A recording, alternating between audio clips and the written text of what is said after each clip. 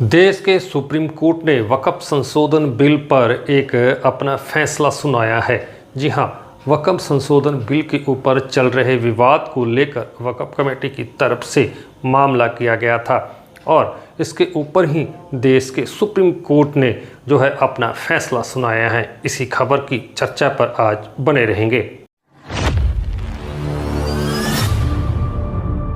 नमस्कार, आप सभी दर्शक देख रहे हैं पंजाबी पोस्ट और मैं मोहन सिंह। लगातार हमने देखा कि किस तरह से वक्फ संशोधन बिल जो केंद्र सरकार ने लाया था उसको लेकर जो है मुस्लिम समुदाय के लोगों में एक जो है प्रतिवाद जो है देखने को मिला था। सड़क से लेकर संसद तक या फिर आम नागरिक हो जो मुस्लिम समुदाय से जुड़ा हुआ था, सब ने इसका विरोध किया और इसको लेकर जो है सुप्रीम कोर्ट तक जो है कोर्ट तक ये मामला गया और कोर्ट में मामला चल रहा था। आखिरकार जो है कोर्ट ने सोमवार को अपनी एक राय दी है और इस राय से कई लोग अभी भी नाखुश हैं, कई लोग इसे मान रहे हैं, लेकिन अभी भी जो है वक्फ नियमों के ऊपर जो है स्टे लगा हुआ है और सुप्रीम कोर्ट का कहना है कि जब तक न कि इस पर पूरा फैसला आ जाता है कोई भी किसी तरह का कार्य ना करे। ऐसे ही हिदायत सरकार और वक्फ कमेटी को दी गई है। वहीं जो नियम बनाया गया था कि जो केंद्र में 4 गैर मुस्लिम सदस्य रह सकते हैं और जो राज्य है, राज्य में 3 गैर मुस्लिम सदस्य इस वक्फ कमेटी में रह सकते हैं। इसको लेकर भी जो है वाद विवाद शुरू हुआ था। आखिरकार सुप्रीम कोर्ट ने इस फैसले को सुरक्षित रखा है और जो है अपने फैसले में जो ये सुनाया है कि 4 केंद्र के जो वक्फ बिल कमेटी होगी उसमें 4 गैर मुस्लिम और 3 राज्यों के गैर मुस्लिम रह सकते हैं। इस तरह से इस पूरे विवाद पर जो है सुप्रीम कोर्ट ने एक फैसला सुनाया है और भी जो फैसले हैं आगे जो वक्फ संशोधन बिल को लेकर है वो भी धीरे धीरे एक एक करके जो है फैसले वो निकल कर आएंगे। फिलहाल अभी तक बाकी जो फैसले हैं, बाकी जो सुनवाई है सुप्रीम कोर्ट ने सुरक्षित रखी है। आगे की सुनवाई भी जो है सुप्रीम कोर्ट रखेगा। लेकिन इस विषय को लेकर जो है मुस्लिम समुदाय के लोग क्या कहते हैं, जामा मस्जिद के इमाम क्या कहते हैं, इन सब की प्रतिक्रिया पहले हम लोग सुन लेंगे। देखिए, हमारी लड़ाई हुकूमत से नहीं है, हमारी लड़ाई है वक्फ जायदाद की हिफाजत। इससे पहले भी तब्दीली हुई है, वक्फ के अंदर संशोधन हुआ है, वो वक्फ की हिफाजत के लिए था। तो अब हमारा मानना ये था कि जितनी भी तब्दीली लाए हैं उसकी वजह से वक्फ कमजोर पड़ जाएगा, मजबूत नहीं होगा। उस वजह से कई चीजों को, जो बड़ी चीजें थी उसको रखा और कोर्ट ने उनको सुना और बकिया चीजों को आगे के लिए किया है। तो ये इंटरिम आर्डर है, एक उबूरी जमानत मिली है गोया के, और बकिया और भी चीजों को कोर्ट सुनेगा। फिलहाल जो चीजें सामने आई हैं तो इससे तो अल्लाह का शुक्र है कि हम इत्मीनान जाहिर करते हैं और एक कोर्ट अच्छे फैसले की तरफ आगे बढ़ा है। एक बात तो ये हमने जिक्र किया था कि देखें कि पूरे का पूरा पावर अगर डीसी को दे दिया जाए, और डीसी गवर्नमेंट ही का एक शख्स होता है, जबकि यहाँ हमारे पास हाई कोर्ट है, सुप्रीम कोर्ट है और उससे पहले भी वक्फ बोर्ड का भी एक कोर्ट है। तो यहाँ अगर ये फैसले होते हैं दूसरी चीजों की तरह, वो ज्यादा मुफीद होगा। पूरा पावर डीसी को दे दें और डीसी का फैसला हरफ आखिर समझा जाए तो मुनासिब नहीं मालूम होता।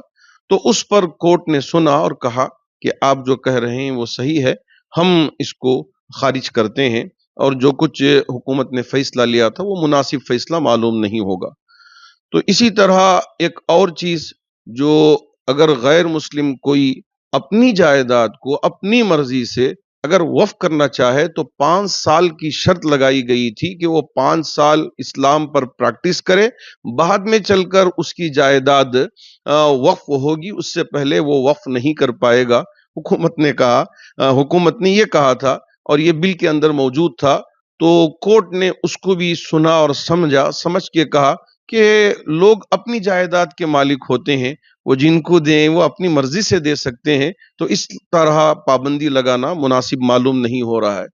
अब वक्फ बाय यूजर के सिलसिले में कोर्ट ने सुना लेकिन इसको थोड़ा-सा और आगे बढ़ाया है कि इसकी और भी बहुत सारी शिक़ें हैं, बहुत सारी लंबी चीज़ें हैं, उसे समझने की ज़रूरत है। एक और बेंच आएगा, उसे सुनेगा और उस सिलसिले में फ़ैसला होगा। और वक़्तिया तौर पर अगर हम देखें, तो एक इत्मीनान बख्श फ़ैसला है और ये हमारी जीत है या उनकी जीत है, ये जीत का मसला ही नहीं है।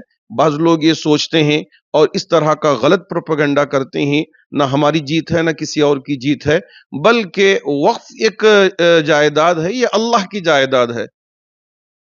एक साइड में सुप्रीम कोर्ट बोला जे कोई पक्ष जो लोग मामला किया था, ये पूरा एक्ट को खारिज करने का मांग नहीं किया और उसमें मेरिट भी नहीं है। हम लोग ये राय का ऊपर स्टे ऑर्डर नहीं दे रहा है, खारिज नहीं कर रहा है, लेकिन हम लोग देखा इसका काफी सेक्शंस एप्लीकेबल नहीं है, उसका ऊपर बहुत गहरा सवाल उठाया है, तो वो सब सेक्शन का ऊपर हम लोग स्टे ऑर्डर दे देता है और जो सब सेक्शन के लेके बहुत सारे सवाल पैदा हुआ था, वो सब सेक्शंस को सुप्रीम कोर्ट स्टे कर दिया है। तो एक साइड से देखे, जैसे बीजेपी का दावा पहला मोमेंट से ही कर रहा है, अरे हम लोग का जीत है, लेकिन शायद वो लोग ठीक से राय को स्टडी नहीं किया।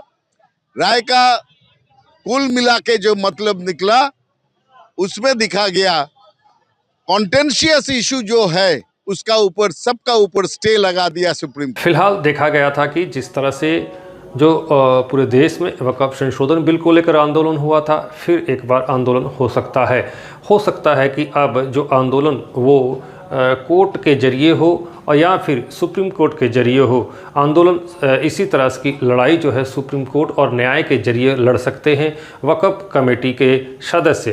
फ़िलहाल अपडेट के लिए देखते रहें पंजाबी पोस्ट और जुड़े रहें मोहन सिंह के साथ। नमस्कार।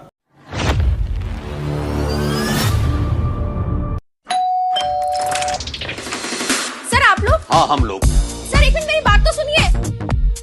जी कहिए। सुना है बहुत लग्जरियस घर है आपका, सोचा आज देख लिया जाए। Income tax department.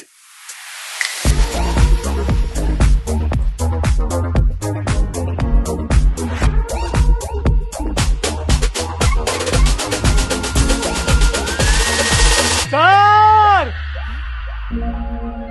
ओह, कोर्सा के लग्जरी बाथ फिटिंग्स। ये कॉर्सा के लग्जरी बाथ फिटिंग्स है, बजट में। Rust free new gen design, quality जो चले सालों साल। Corsa bath fittings, transform your space with premium luxury. Corsa bath fittings. आपके सपनों के घर को और सुंदर बनाने के लिए यूनिक डेकोर और यूनिक सैनिटेशन लेकर आया है एक कंप्लीट बाथरूम डेस्टिनेशन शोरूम। एक से एक डिजाइन और टिकाऊ सामान, नल, पाइप, कंप्लीट बाथरूम सेट किफायती दामों में। जैक्वार, एस्को, प्राजो, आर्टिज के ब्रांड उपलब्ध हैं। हमारा पता unique decor, Parvati shopping arcade, shop number 4 and 44 GT road, आश्रम मोड़, आसनसोल। दूसरा पता unique sanitation 82 NS road, Asansol. संपर्क नंबर 9434042476 03 4123 00062।